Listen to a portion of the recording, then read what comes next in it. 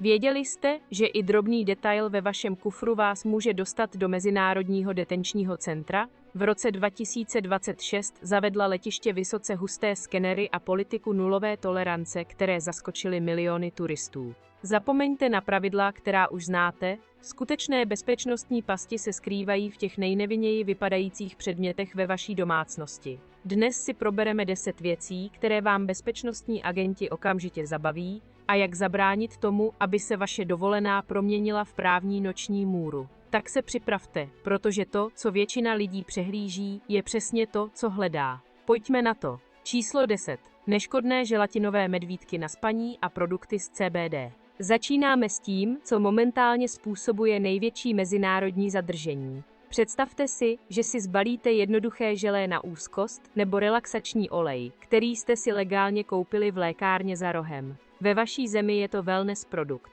Ale pokud přistanete v Asii nebo na Středním východě, úřady to okamžitě klasifikují jako pašování drog. Země s přísnými zákony nehledí na to, zda štítek uvádí 0% psychoaktivních složek. Jejich letištní laboratoře provádějí ultracitlivé chemické testy přímo na místě. Pokud zjistí sebemenší molekulární stopu, produkt vám zabaví a můžete čelit trestům odnětí svobody na roky, ne na měsíce, ale na roky. Nikdy necestujte s těmito doplňky do zahraničí, aniž byste si to důkladně prověřili, protože i mezi přistání v přísné zemi se počítá jako vstup.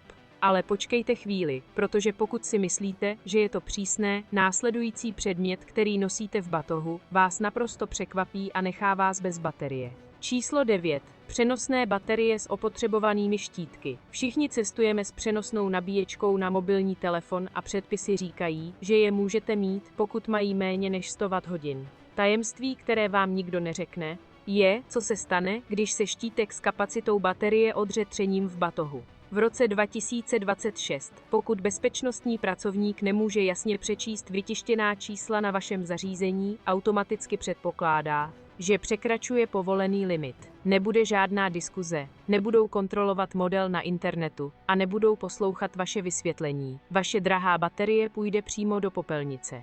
Jediným řešením je chránit tento štítek průhlednou páskou od dne, kdy ji koupíte, nebo kapacitu napsat viditelným permanentním fixem. A ještě se neuklidňujte, protože další předmět byl navržen, aby vám pomohl, ale na letišti se stane vaším nejhorším nepřítelem. Číslo 8. Láhve na vodu s tajnými přihrádkami. Tyto lahve se staly neuvěřitelně populárními na sociálních sítích. Mají dno, které se odšroubuje, aby se do něj dali uložit peníze, klíče nebo vitamíny, zatímco jste na pláži. Vypadají jako perfektní vynález pro turisty, ale pro rentgenové přístroje nejnovější generace jsou signálem nejvyšší pohotovosti. Mnoho cestovatelů popsalo, jak jejich vytoužená dovolená začala špatně kvůli tomuto důmyslnému kontejneru. Představte si tu napjatou scénu, jste uvolnění a čekáte, až váš batoh projde dopravníkem, když najednou operátor zastaví obrazovku, zamračí se a okamžitě zavolá nadřízeného. Skenery detekují neobvyklé vzorce hustoty a prázdné komory,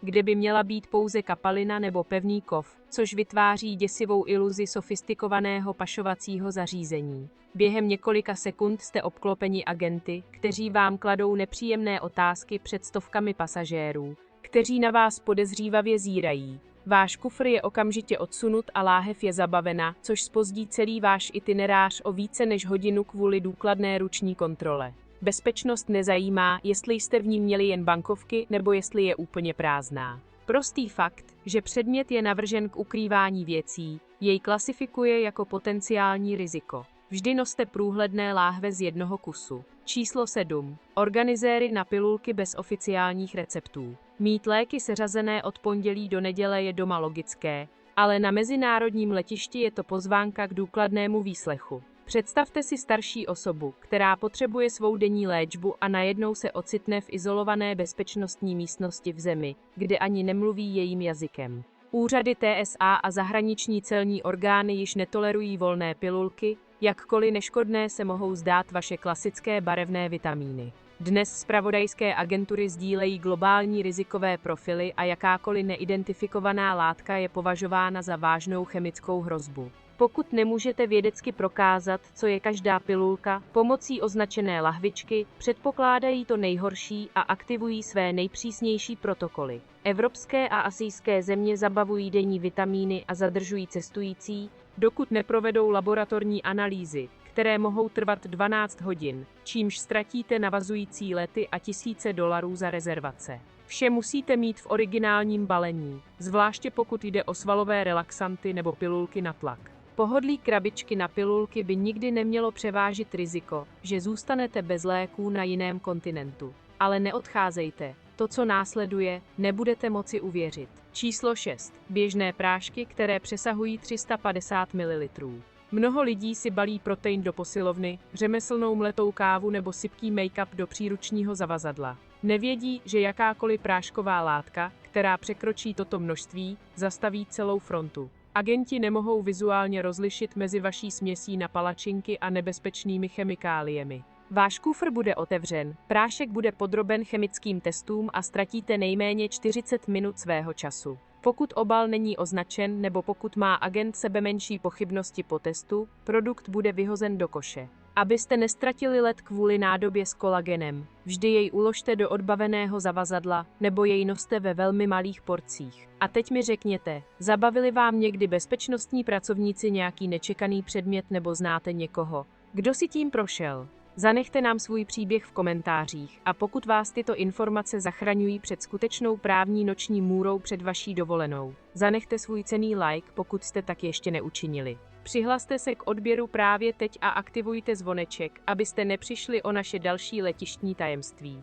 Pokračujme. Číslo 5. Chytrá zavazadla s nevyjímatelnými bateriemi. Před několika lety byly kufry s USB porty a satelitním sledováním módním dárkem. Dnes jsou logistickou noční můrou. Letecké společnosti zjistily, že lithiové baterie se mohou přehrát a způsobit požár v nákladovém prostoru ve výšce 35 000 stop. Norma je nyní neflexibilní. Pokud přijdete k přepážce a baterii z vašeho chytrého kufru nelze vyjmout vlastníma rukama za 5 sekund, necestujete. Některé letecké společnosti dokonce zničily mechanismus kufrů cestujících přímo na místě, protože neměli nástroje k vytažení baterie. Pokud si kupujete moderní kufr, ujistěte se, že modul napájení vychází jednoduchým tlačítkem. Nehýbejte se. Stále existují další technologické pasti a následující předmět je něco, co mnozí nosí v kapse, aniž by tušili, jaké velké nebezpečí představuje. Číslo 4. Elektrické plazmové obloukové zapalovače. Jsou dobíjecí, nepoužívají plyn a nezhasnou ve větru.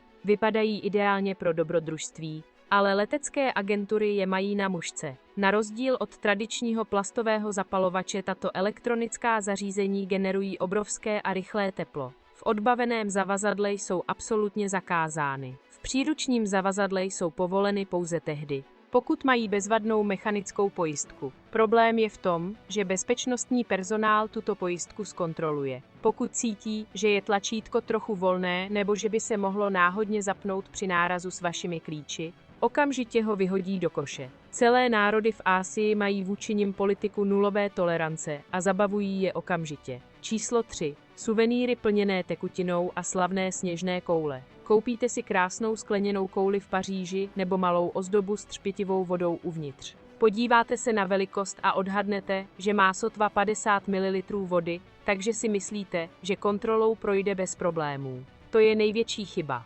Úřady nezajímá množství tekutiny uvnitř, ale celková kapacita nádoby. Kromě toho se tyto ozdoby na rentgenu jeví jako husté a neprůhledné masy, což nutí agenty zastavit linku a ručně prohledat vaši tašku. Protože nemohou kouli otevřít, aby změřili vodu, zabaví ji z opatrnosti. Jakoukoliv takovou ozdobu uložte do svého velkého kufru nebo ji pošlete poštou. A pokud si myslíte, že je to přísné, počkejte, až uslyšíte, co se vám stane, pokud se pokusíte vypadat elegantně s nízkým rozpočtem. Číslo 2. Padělané designové předměty. Myslíte si, že ta imitace kabelky nebo ty lesklé hodinky, které jste si koupili na pouličním trhu, nikomu neublíží? Ale pokud cestujete do evropských zemí, celnice chrání svůj luxusní průmysl zuřivě. Už nehledají jen velké pašeráky. Pokud pohraniční agent zjistí, že vaše značková taška je zjevný padělek, nejenže vám ji zabaví před všemi, ale uloží vám pokuty, které přesahují tisíce eur. V těchto případech nepomůže tvrzení o neznalosti. Pokud nemáte doklad o pravosti, předpokládají, že se podílíte na mezinárodním pirátství. Cestujte s diskrétními značkami a vyhněte se nákupu zjevné imitace během vaší dovolené. Teď se připravte, dostáváme se k poslední pozici. Předmětu tak běžnému, že vás překvapí, že je považován za hrozbu vysoké úrovně. Číslo 10. Aerosoly, které nejsou pro osobní péči. Všichni víme, že malý deodorant je povolen. Ale lidé se mýlí a balí repelent proti hmyzu ve spreji, stlačený plyn na čištění klávesnic nebo mechanické mazivo. Tyto aerosoly jsou zcela zakázány, a to jak nahoře v kabině, tak dole v nákladovém prostoru. Obsahují vysoce hořlavé hnací plyny, které drasticky reagují na změny atmosférického tlaku. Pokud stroje detekují tvar těchto plechovek ve vašem kufru, nejenže vám je odeberou. V závislosti na typu plynu byste mohli způsobit bezpečnostní evakuaci, zpozdit let stovkám lidí a čelit přísnému výslechu za přepravu materiálů klasifikovaných jako nebezpečné. Vždy zkontrolujte štítky všeho, co stříkáte, než to vložíte do batohu. To by bylo vše. Cestování v těchto časech vyžaduje mnohem více pozornosti k detailům, než jsme si představovali. Pokud chcete i nadále objevovat nejlepší tipy, jak ovládnout letiště a létat bez problémů, nezapomeňte nás podpořit zanecháním vašeho lajku, přihlášením se k odběru naší komunity a sdílením těchto informací se svým společníkem na dobrodružství. Až do příští destinace. Šťastnou cestu!